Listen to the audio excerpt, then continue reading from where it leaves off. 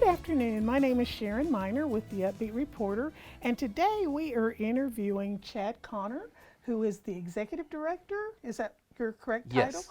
And founder of the Acts community. So welcome, Chad. It is so good to have you here. Nice to We're meet you. excited to meet you. So before we even get started, I want you to tell me about Chad.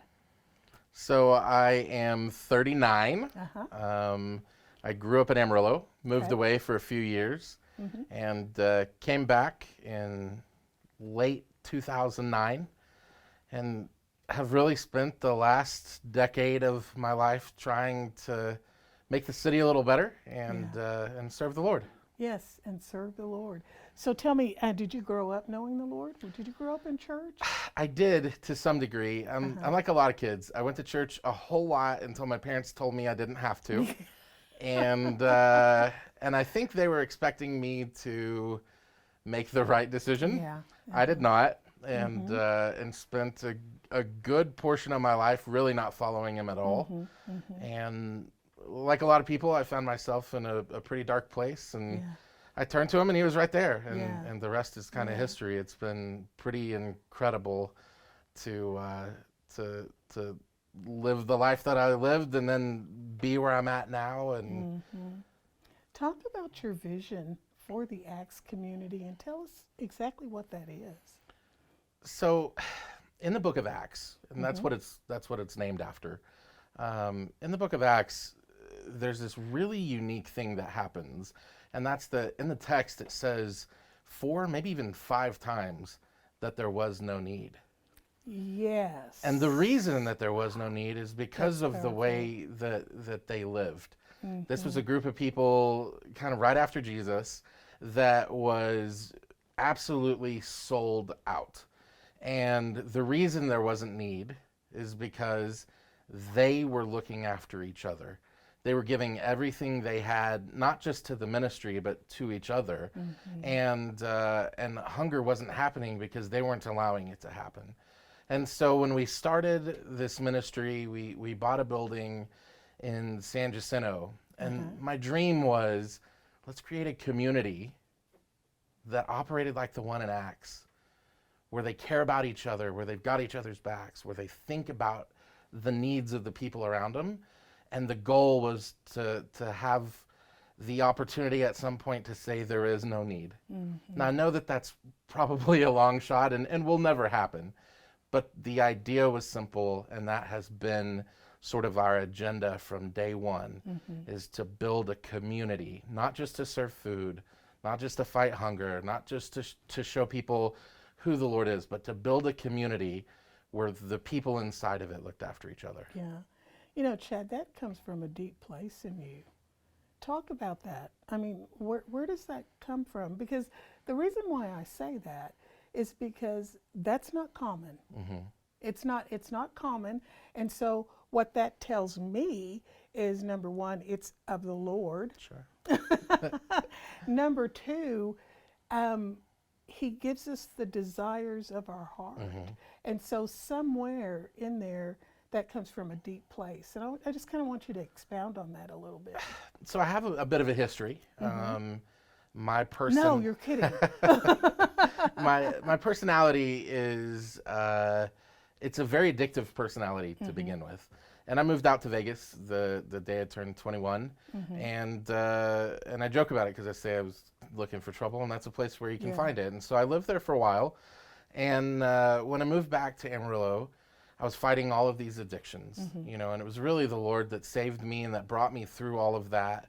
And the one thing that I found just absolutely profound was how important my community was to my sobriety, to being able to move past all of the negativity from the entire decade before almost. And so community to me means more maybe than to most, because my community saved me. And without their support, without their love, without their acceptance, without them saying, we know you're broken, everybody is, join the club, and then embracing me, I don't know that I could be where I am today And so early on, I just really felt that need to be that for other people as well.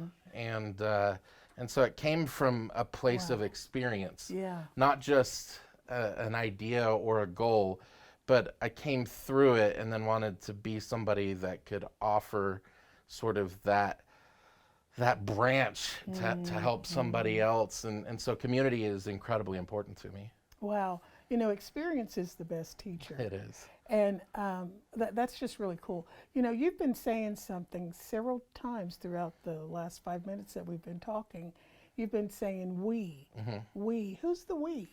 It's that community I'm talking about. Oh, It's my wife, it's my Okay. friends, it's my church. You know, when I moved back, I lived on my mom's couch for a few Yeah. months. Yeah. My grandparents were absolutely just a huge part of me sort of just stumbling through life and figuring it out. And so it has been, you know, I found at Acts, and a lot of the things come directly through me.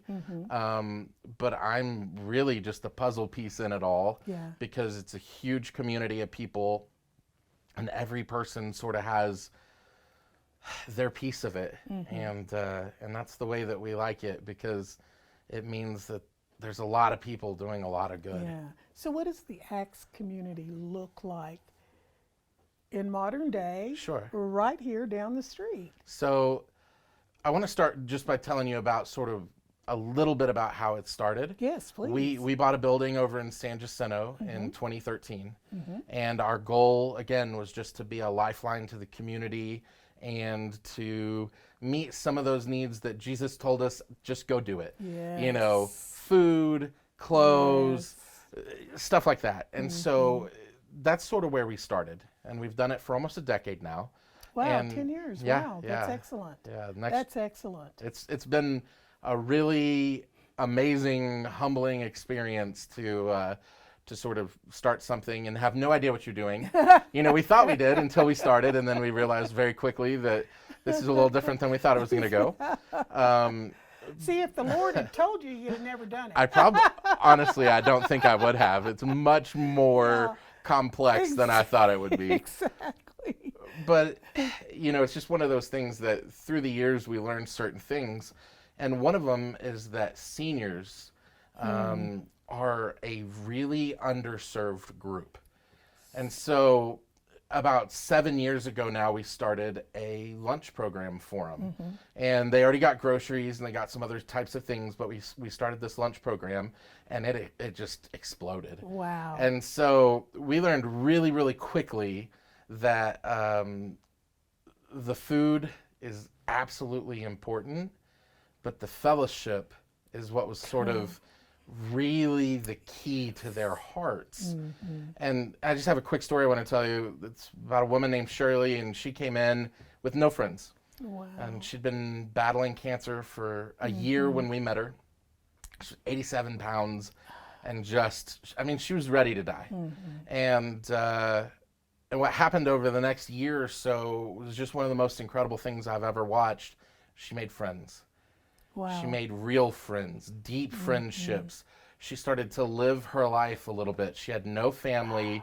She had no friends when she walked in the door. And when she passed away, we had to rent a bus to take all the people that wanted to go to her memorial. Oh, wow. And that right there had such an impact on what Acts community has become.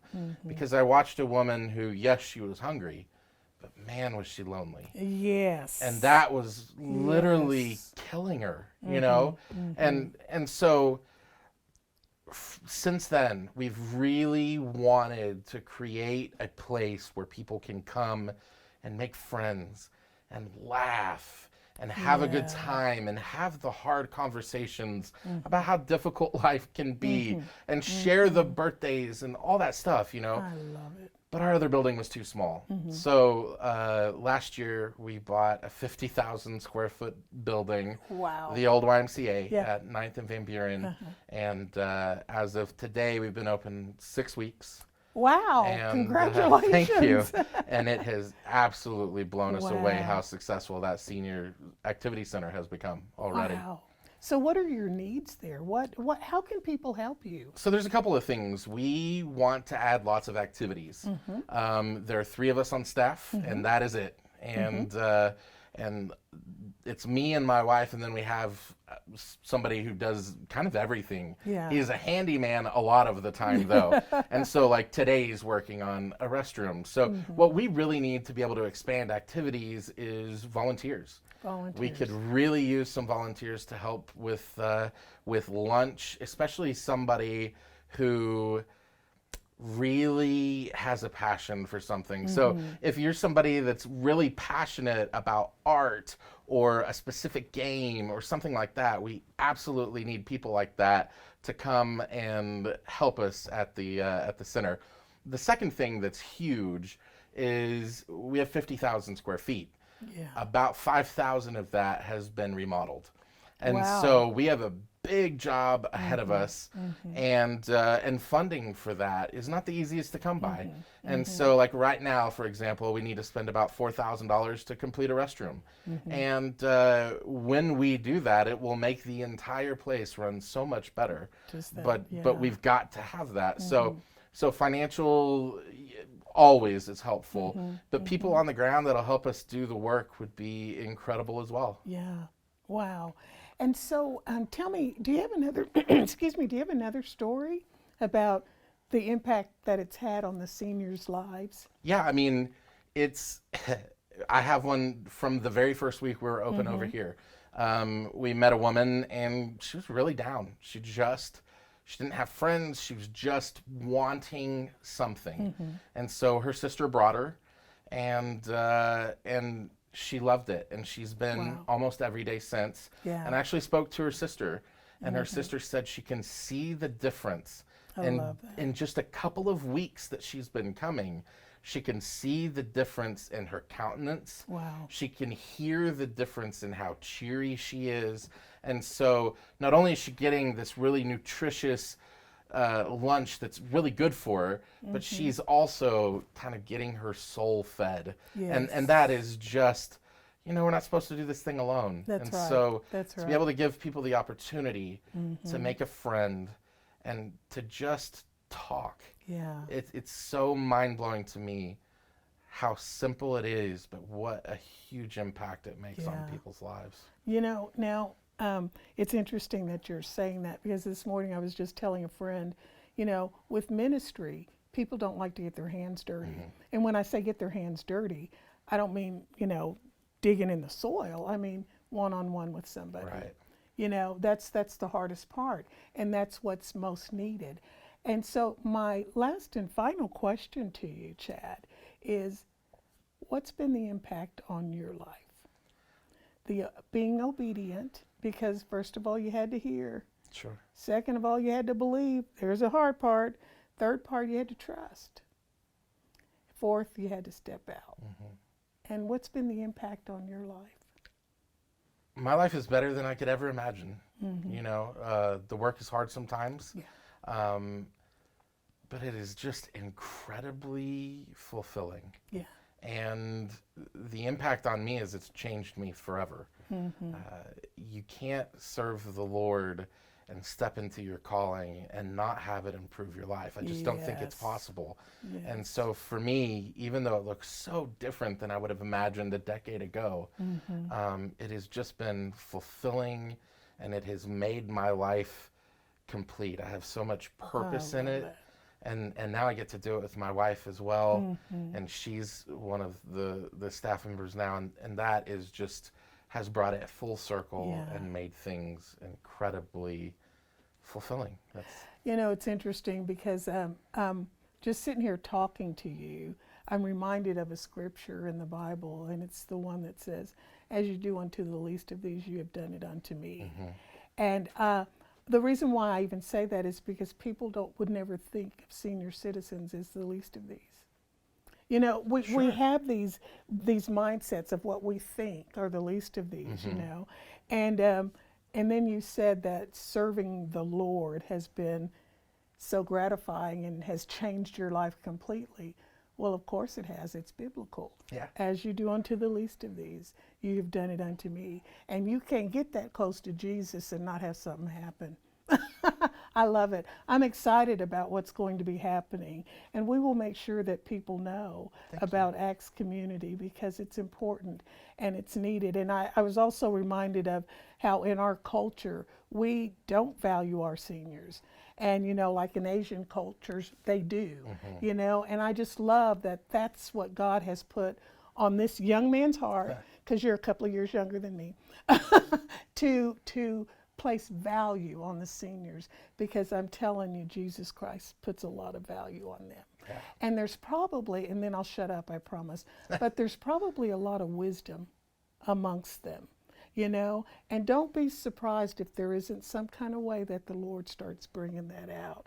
I don't know what that looks like, but there's a lot of wisdom amongst the elderly, and people just don't ever ask, you know. So anyway, Chad, thank you so much. I Thank appreciate you, you so much.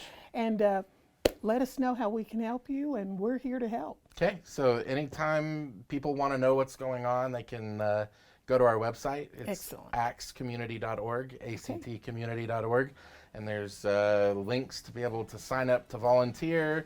There's also chances to give, so that is a good resource for anybody who wants to get involved in what we're doing. Excellent. Thank you for joining us up at the, what is this, the Upbeat Reporter. Thank you, Chad. Appreciate you. Thank you.